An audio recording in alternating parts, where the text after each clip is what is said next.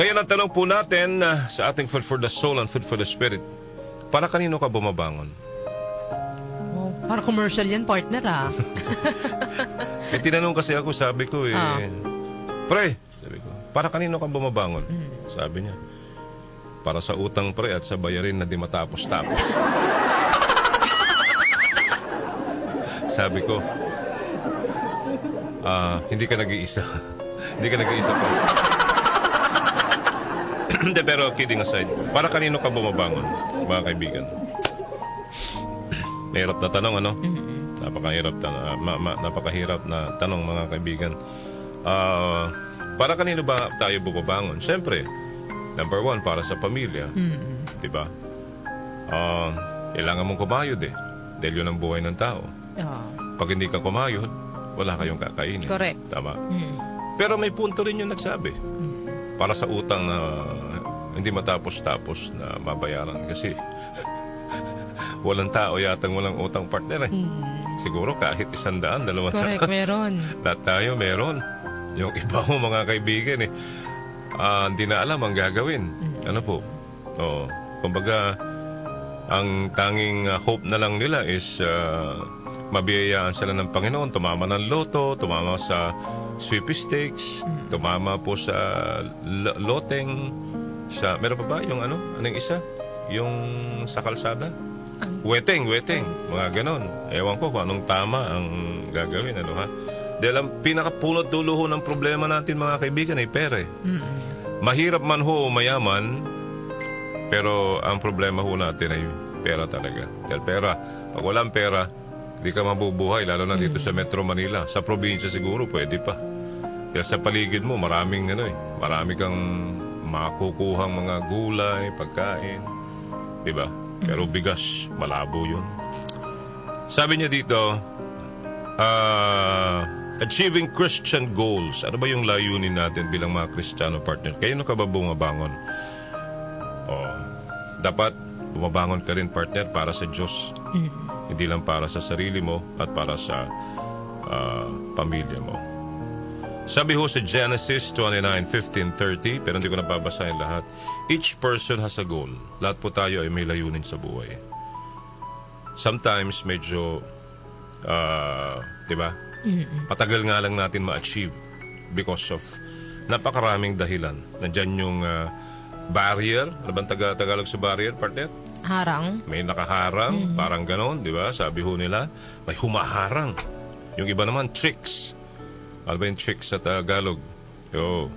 Minsan failure. Yun yung dahilan ng pagkabalang o minsan humaharang po sa para makamit natin yung ating layunin sa buhay. Minsan tinitest tayo. Tama? Minsan naman, because of doubt. Ano ba ang doubt? Pagdududa. Nagdududa ka lagi. Because of fear, mga kaibigan. Yun yung laban ginagawa natin, kalaban natin sa buhay po, mga kaibigan. Pagdududa, takot, failure, yung test na nararanasan natin, yung balakid sa ating mga pangarap sa buhay. Kung babalikan ho natin ang lumang aklat, si Leia, baka kilala nyo si Leia, parang si Leia sa buhay natin, yung unexpected happenings, partner. Diba? Hindi kasi natin alam ano mangyayari tomorrow. Tama po. Pangalawa is, ayaw natin ma-experience. No? Ganun po tayo. Ayaw natin ma-experience. Parang minsan, advanced thinking na tayo, no? Sobra-sobra na, overload na, partner. May tawag nga yan minsan, di ba? Parang toxic ka na. Hindi mo na alam ang gagawin mo. Jacob, kilala niyo naman si Jacob. Ang maganda kay Jacob, yung dedikasyon niya, partner, is talagang 100%. Yung perseverance niya, partner, 100%. At nakafocus siya on what's going on, what will happen ahead. At patuloy pa rin siya kahit napakaraming pagsubok. Patuloy po siya na nananalangin sa Panginoon. Hindi, never ho, mga kaibigan, na anong tawag doon, na nagalit siya sa Panginoon, sinisi niya ang Panginoon. Di ba? Hindi niya ginawa yun. Lagi niya sinasabi, kiniklaim niya yung resulta. Ganun talaga resulta di ba?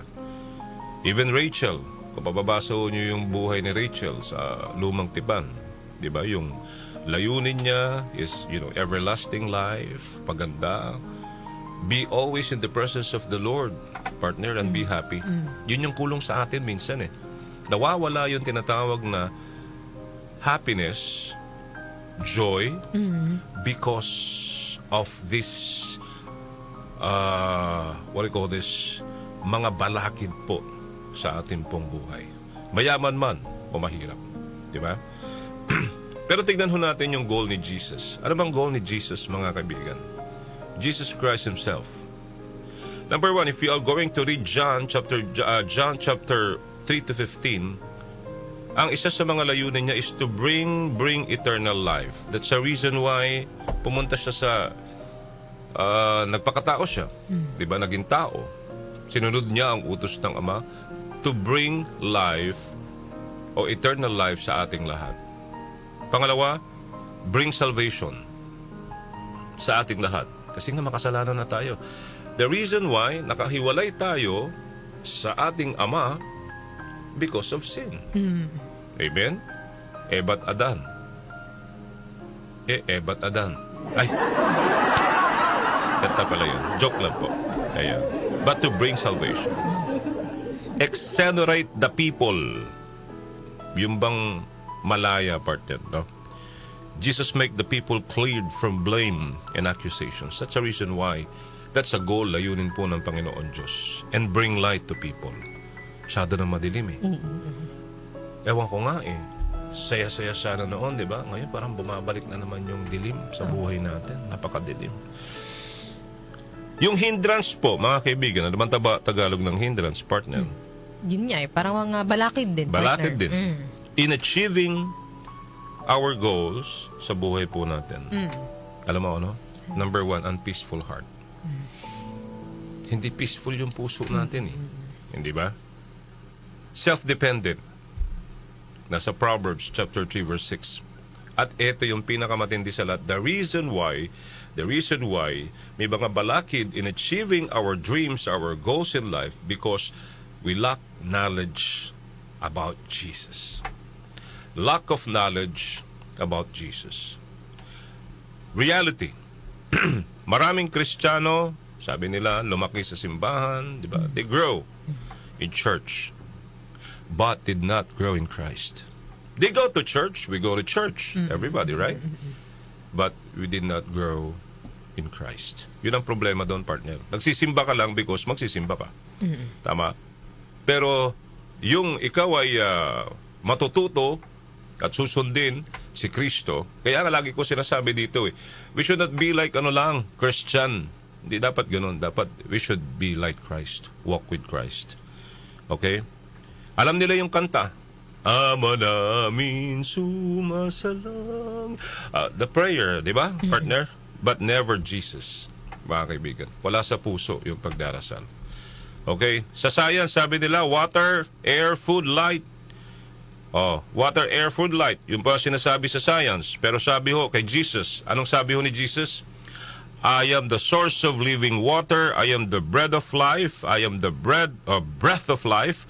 I am the bread of life, and I am the light of world. So, yun po ang gusto lamang ho namin iparating today na pag-isip-isipan po natin, mga kaibigan. Di ba? Maybe we have medyo lack of the lack of knowledge sa buhay o sa turo ni Jesus. So, paminsan-minsan magbasa tayo ng Biblia. Diba? Pag nilay-nilayan po natin, mga kaibigan, ano ba yung pagkukulang ho natin? Basahin po natin sa Biblia at makikita po natin. And, wag lang ho tayong puro simba lang para lang sabihing nagsimba ho tayo. Makita lang yung presence natin, di ba? Pero sabi nga ho nila, matuto tayo kay Kristo. Yung buhay ni Kristo at dahilan bakit si Kristo, ang Kristo Jesus, ay bumaba sa lupa para po sa ating lahat. Alright? Wag lang sa material na bagay, mga kapatid. Wag lang sa kung anong meron dito sa mundo. Pero sabi ko nga lagi dito, partner, mag-ipon din ho tayo, mag-save din ho tayo, mag-deposit din ho tayo para sa pang-spiritual nating pamumuhay. Amen ba yon? Amen. Alright, mga ka-news.